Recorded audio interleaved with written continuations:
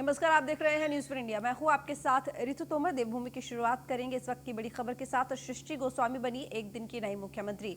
विधानसभा सभागार में सीएम सृष्टि गोस्वामी ने शुरू की समीक्षा। 13 विभागों के अधिकारी समीक्षा में शामिल, योजनाओं का प्रेजेंटेशन देंगे और साथ ही सीएम त्रिवेंद्र के प्रतिनिधि के तौर पर मंत्री धन सिंह रावत हैं शामिल। तो बाल अधिकार संरक्षण आयोग की अध्यक्ष उषा नेगी भी शामिल। सीएम की समीक्षा में बाल संसद में कुमकुम पंत गृह मंत्री और नेता प्रतिपक्ष आसिफ हसन बने हैं। सृष्टि गोस्वामी को एक दिन का सीएम बनने की प्रक्रिया में बता दें आपको कि पूरी की गई और बाल संसद का आयोजन भी किया गया, जिसमें विपक्ष ने सरकार पर सवाल भी उठाए। सीएम सृष्टि गोस्वामी ने विपक्ष के सवालों का जवाब दिया और विकास कार्य भी गिनाए।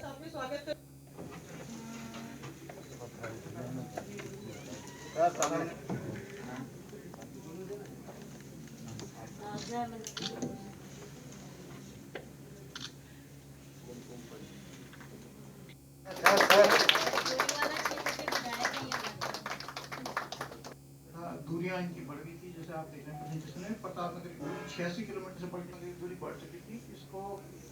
इस दूरी को घटाने के लिए और जनता को सुगम यातायात जो स्टार्टिंग के 3 डिपार्टमेंट्स तो फ़हीम तना रेजिडेंट एडिटर इस वक्त हमारे साथ जुड़े हुए हैं ज्यादा जानकारी के साथ। फ़हीम, सृष्टि गोस्वामी जिनको एक दिन के लिए मुख्यमंत्री बनाया गया, क्योंकि अब 13 विभागों के अधिकारी भी समीक्षा में शामिल हुए, योजनाओं का प्रेजेंटेशन भी हुआ, किस तरीके से ये पूरी कार्यवाही चली, जानना चाहूंगी आपसे। देखिए, अभी कार्रवाई कर रहे हैं और सीएम सृष्टि गोस्वामी समीक्षा कर रही हैं विभागीय योजनाओं की। पीडब्ल्यूडी की हुई है, पर्यटन विभाग की हुई है, तकरीबन 13 विभाग हैं और इन विभागों में सभी विभाग एक तरीके से कहीं मुख्य तौर पर शामिल हैं। जो बड़ी योजनाओं के विभाग हैं, जो सीधे इंफ्रास्ट्रक्चर डेवलपमेंट से है, पर्यटन से जुड़े हैं, सर्विस से जुड़े हैं, इंडस्ट्री से जुड़े हैं, ये तमाम विभाग इसमें शामिल हैं और सभी अपनी प्रेजेंटेशन दे रहे हैं। 5-5 7 मिनट का उनका प्रेजेंटेशन है विभागीय योजनाओं को लेकर के, प्रमुख तौर पर जो जो काम हुए हैं उनको लेकर के। और इन विभागों की समीक्षा के बाद फिर वो सीएम सृष्टि उनको निर्देश देने होंगे और योजनाओं को लेकर के अपने सुझाव देने होंगे। बाद उनका बालिका निकेतन जाने का कार्यक्रम है, वो बच्चों के साथ वहीं भोजन करेंगे और 4 बजे के बाद उनका जो आज का एक दिन का सीएम बनने का जो कार्यकाल है वो समाप्त हो जाएगा। इसकी प्रक्रिया के तौर पर मुख्यमंत्री त्रिवेंद्र सिंह रावत से बाल संरक्षण अधिकार आयोग की अध्यक्षा उषा नेगी ने ये रिक्वेस्ट की थी कि बाल संसद का आयोजन इस दिन किया जाता है, तो ऐसे में वास्तविक मुख्यमंत्री का कार्यभार उनको सौंपा जाना चाहिए और उसमें नीतिगत निर्णय वो नहीं लेंगी सृष्टि गोस्वामी, वो केवल समीक्षा के लिए उनको जिम्मेदारी दी गई है। और मुख्यमंत्री त्रिवेंद्र सिंह रावत के प्रतिनिधि के तौर पर उन कैबिनेट में मंत्री धन सिंह रावत ने उनको प्राधिकार पत्र सौंपा। बाकी जो बाल संसद आयोजित की गई इसमें गृह मंत्री कुमकुम पंत को बनाया है, आसिफ हसन नेता प्रतिपक्ष की भूमिका में है, तो उनको भी सरकार की तरफ से प्राधिकार पत्र सौंपे गए ताकि वो इस संसद का औपचारिक रूप से प्रक्रिया में ला सके। तो ये ऐतिहासिक है अपने आप में और एक दिन का मुख्यमंत्री के तौर पर नाम दर्ज हो गया है सृष्टि गोस्वामी का। छात्रा है बीएससी फाइनल ईयर की और रुड़की के कॉलेज में वो पढ़ती हैं। और ये बाल संसद का आयोजन बाल अधिकार संरक्षण आयोग हर 3 वर्ष में करता है। बाल दिवस के अवसर पर आज बालिका दिवस है, तो लिहाजा उस अवसर पर करता है। तो ऐसे में ये एक बड़ा फैसला है। बाल अधिकार आयोग ने इस बात को पहल की थी कि वास्तविक रूप में विकास योजनाओं की समीक्षा करने के लिए मौका दिया जाना चाहिए। तो ऐसे में ये बालिकाओं को आगे बढ़ाने के तौर पर इसको अगर देखा जाए, बाल संरक्षण अधिकार संरक्षण के तौर पर देखा जाए, तो ये बहुत अहम है और उत्तराखंड के इतिहास में, राज्य के इतिहास में ये नाम दर्ज हो गया है सृष्टि गोस्वामी का एक दिन के मुख्यमंत्री के तौर पर। अभी समीक्षा बैठकें जारी है।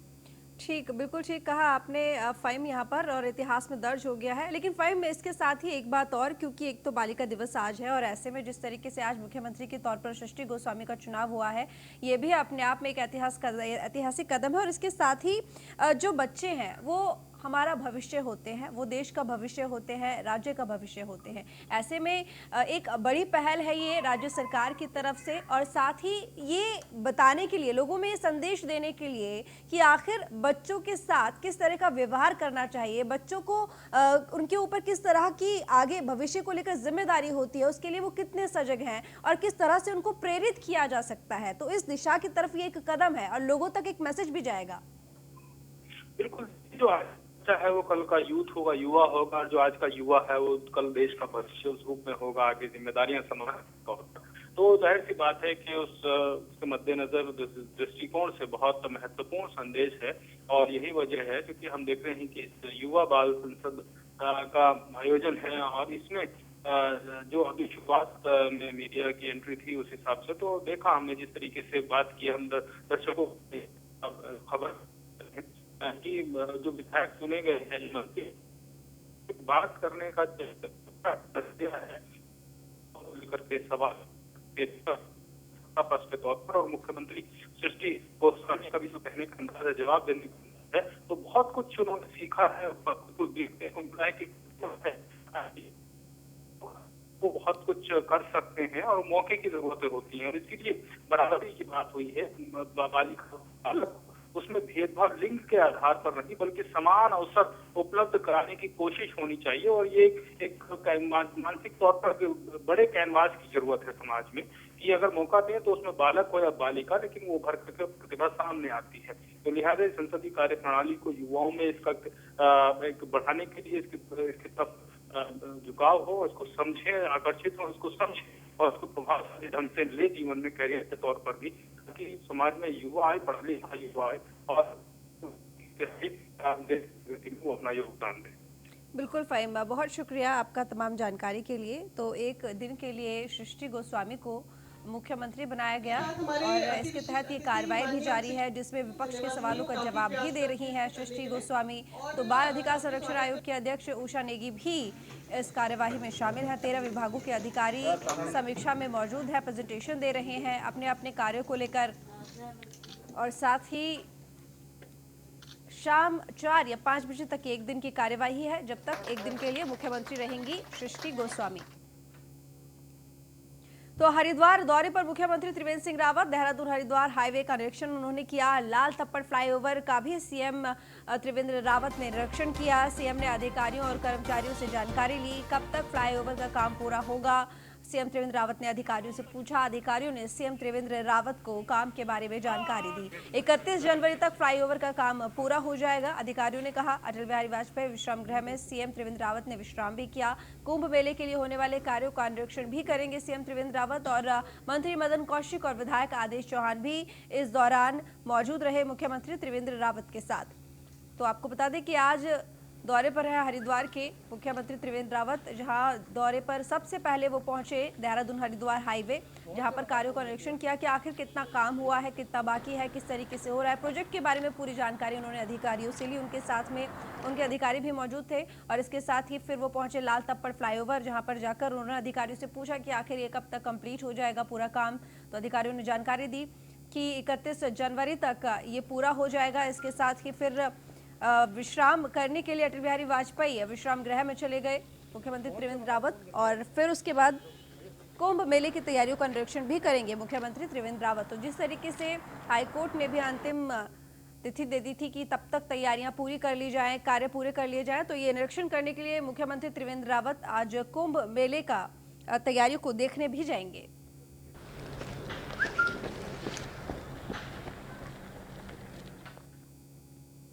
तो देहरादून से बड़ी खबर, जहां पर गणतंत्र दिवस की फुल ड्रेस रिहर्सल हुई। देवभूमि की झांकी केदार खंड का रिहर्सल किया गया। परेड में 17 राज्यों की झांकियां प्रदर्शित होंगी। अपने राज्यों की जो सांस्कृतिक विरासत होती है उसका प्रदर्शन करती हैं ये झांकियां राज्य की, और उत्तराखंड की झांकी भी परेड में शामिल होगी। झांकी में राज्य पुष्प, राज्य पक्षी और राज्य पशु को भी प्रदर्शित किया जाता है। नोडल अफसर सूचना विभाग के उप निदेशक KS चौहान झांकी का नेतृत्व कर रहे हैं। तो ये तस्वीरें रिहर्सल की, जिसमें उत्तराखंड की झांकी की जो सांस्कृतिक विरासत है उसकी प्रदर्शनी की जाती है। तो राज्य पशु, राज्य पक्षी और साथ ही जो सांस्कृतिक विरासत है उसका प्रदर्शन इस झांकी में होता है। और जो धार्मिक स्थल होता है, इस बार केदारनाथ की प्रदर्शनी इस उत्तराखंड की झांकी में दिखाई जा रही है। तो वहाँ की वेशभूषा, खान पान, जो तमाम परंपराएं हैं वो इस झांकी के जरिए दिखाने की कोशिश की जाती है परेड में, जिसको लेकर ये रिहर्सल चल रही है।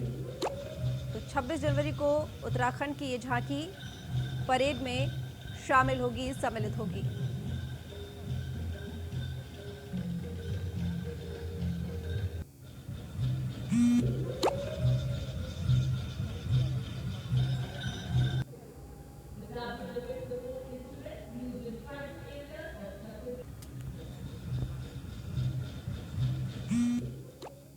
देहरादून से खबर, जहां पर शहरी क्षेत्र का विस्तार होने से नगर निगम के सामने कई चुनौतियां खड़ी हुई है। नगर निगम क्षेत्र में आसपास के गांवों के 40 नए वार्ड बनाकर जोड़े गए थे। इन गांवों के नए बने शहरी वार्डों में विकास योजनाओं की बड़ी चुनौती। ग्रामीण क्षेत्र से शहर में आए इन कई इलाकों की हालत बेहद खराब है। बद्रीपुर, नवादा, अपर नवादा, रायपुर से मिलते क्षेत्र में नशेड़ियों की भी समस्या है और मिनी मसूरी के नाम से पहचान रखने वाले क्षेत्र के लोग काफी परेशान हैं। नए क्षेत्रों के लोग लगातार देहरादून मेयर के सामने अपनी समस्याएं रख रहे हैं।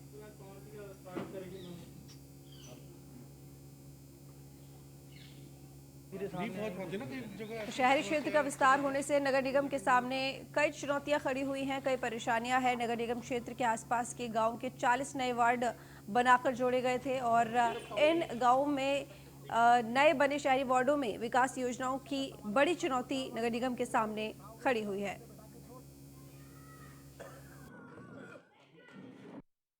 नगर निगम का जो सीमा विस्तार हुआ था उसमें हमारे 72 गांव जुड़े थे, जिसमें हमारे 29 वार्ड बने हैं।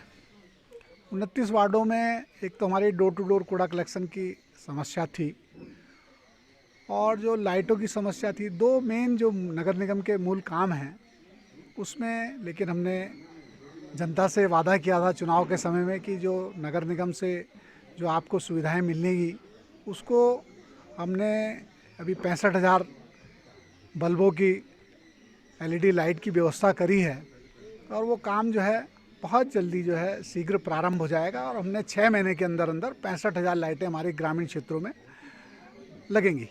ऐसी डोर टू डोर कूड़ा कलेक्शन का जो हमारा नगर निगम के द्वारा सफाई व्यवस्था होती है वो प्रारंभ नहीं हुई थी, उसका भी हमने टेंडर प्रक्रिया सारी उसकी हो चुकी है और मुझे लगता है कि फरवरी के फर्स्ट वीक में वो काम भी जो है हमारा ये जो नया क्षेत्र हमारा जुड़ा है वहाँ भी डोर टू डोर कूड़ा कलेक्शन का काम प्रारंभ हो जाएगा। नगर हम लोग ये मांग कर रहे हैं कि यहाँ पर जो ग्रामीण क्षेत्र जो नगर निगम के विस्तारीकरण के बाद यहाँ पर नगर निगम सीमा में सम्मिलित हुआ है, इसको भी जो पूर्व का शहरी क्षेत्र है उन शहरी क्षेत्रों में जब पुलिस की पेट्रोलिंग की व्यवस्था हो, जो सुरक्षा की दृष्टि से जो साधन मुहैया हो सकते हैं वो साधन यहाँ पे भी मुहैया हो।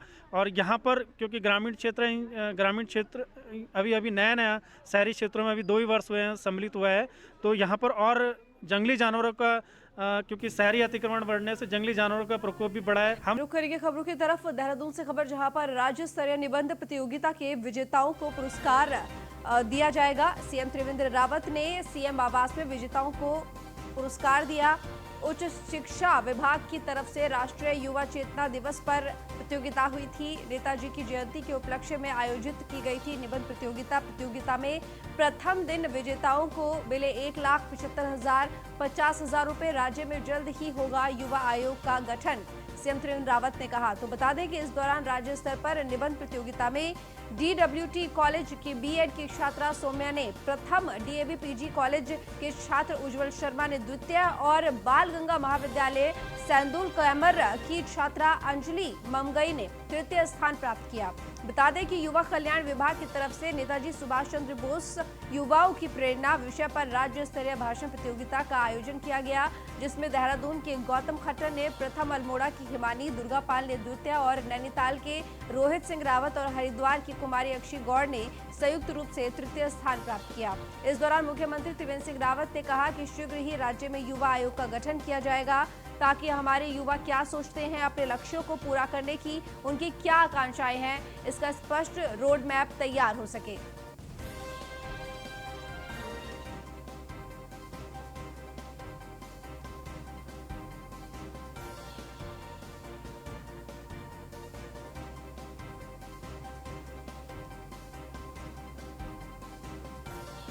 सुभाष चंद्र बोस की जयंती पर यानी कि नेताजी की जयंती पर जो निबंध प्रतियोगिता है उसका आयोजन किया गया, जिसमें विजेताओं को पुरस्कृत किया गया मुख्यमंत्री त्रिवेंद्र रावत की तरफ से।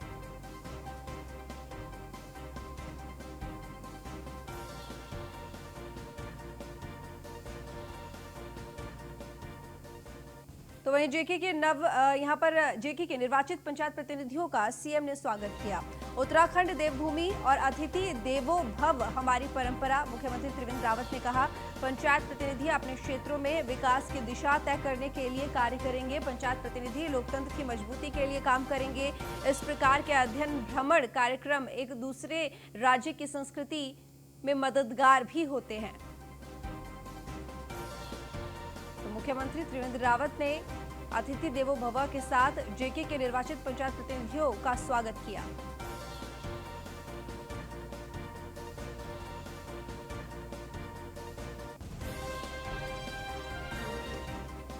पंचायत प्रतिनिधि अपने क्षेत्रों में विकास की दिशा तय करने के लिए कार्य करेंगे। पंचायत प्रतिनिधि लोकतंत्र की मजबूती के लिए काम करेंगे और इस प्रकार के अध्ययन भ्रमण कार्यक्रम एक दूसरे राज्य की संस्कृति में भी मददगार होते हैं। ये तमाम बातें मुख्यमंत्री त्रिवेंद्र रावत ने कही।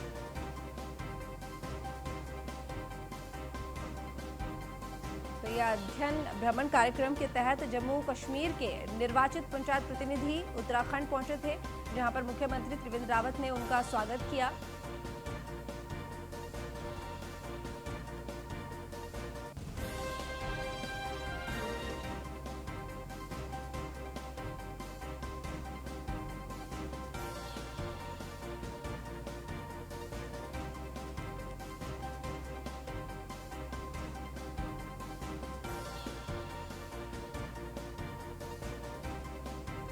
तो देहरादून रोड पर सड़क किनारे रहने वाले बागड़िया के बच्चों को अनादि ट्रस्ट की तरफ से शिक्षा दिए जाने की अनोखी पहल की गई है। बता दें कि ट्रस्ट की महिलाएं टीचर बनकर बच्चों को शिक्षा दे रही हैं और बच्चे भी मन लगाकर पढ़ाई करते नजर आ रहे हैं।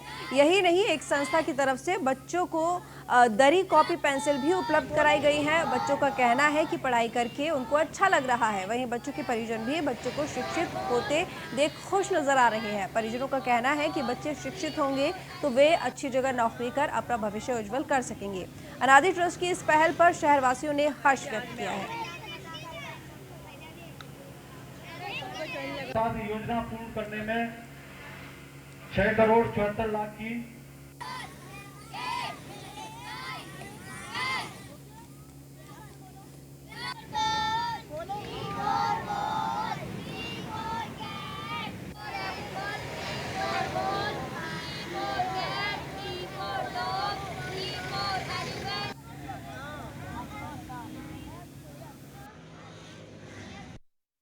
शर्मा है। श्री अनादि शक्ति ट्रस्ट से हम लोग हैं और हम 7 महिलाएं हैं इस समय, और हम लोग काफ़ी समय से कर रही हैं, लेकिन फ़िलहाल अभी 6-7 दिन से हम लोगों ने यहाँ पर कार्य करना शुरू किया है, क्योंकि हम लोगों ने यहाँ निरीक्षण किया। देहरादून रोड पे इधर आते हुए ये बच्चे रोड पे घूम रहे थे, इनको कोई आगे नहीं आ रहा था शिक्षा के लिए। तो हमें लगा कि बच्चे, और मैंने जब इनसे बात करी तो इन बच्चों ने कहा कि हमें डॉक्टर बनना है, इंजीनियर बनना है, पुलिस में जाना है। तो मतलब मेरे अंदर से मतलब एक आत्मा वो हुई कि हाँ, मुझे इन बच्चों को शिक्षा देनी है। इसलिए हम लोग ने सबने अपना निष्कर्ष निकाला कि हम लोग इनको शिक्षा देंगे और हम लोग इनको पढ़ाने के लिए आगे आए, और हर जगह शिक्षा छूटनी नहीं चाहिए। हमने सबको यही सोचा है कि जितने भी गरीब बच्चे हों और जो बाहर ऐसे घूम रहे हैं, उनको काम ना देके शिक्षा जरूर कि आज मैं आऊँ। तो बता दें आपको, गरीब सड़क किनारे जो गरीब बच्चे रहते हैं, बागड़िया के बच्चे जिनको शिक्षा दे रही है अनादि ट्रस्ट की महिलाएं जो कि टीचर हैं, और साथ ही उनको कॉपी, पेंसिल यानी कि पढ़ाई के लिए जो ज़रूरतमंद चीज़ें होती हैं वो भी ट्रस्ट की तरफ से दी जा रही है।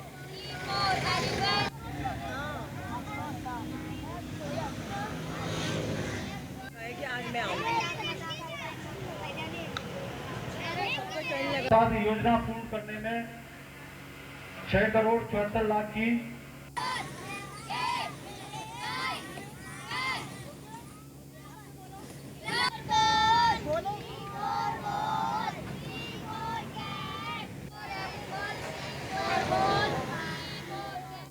काशीपुर से खबर, जहां पर अवैध रूप से चल रही आरा मशीनों पर वन विभाग सख्त हुआ। वन विभाग ने आरा मशीनों पर छापेमारी की।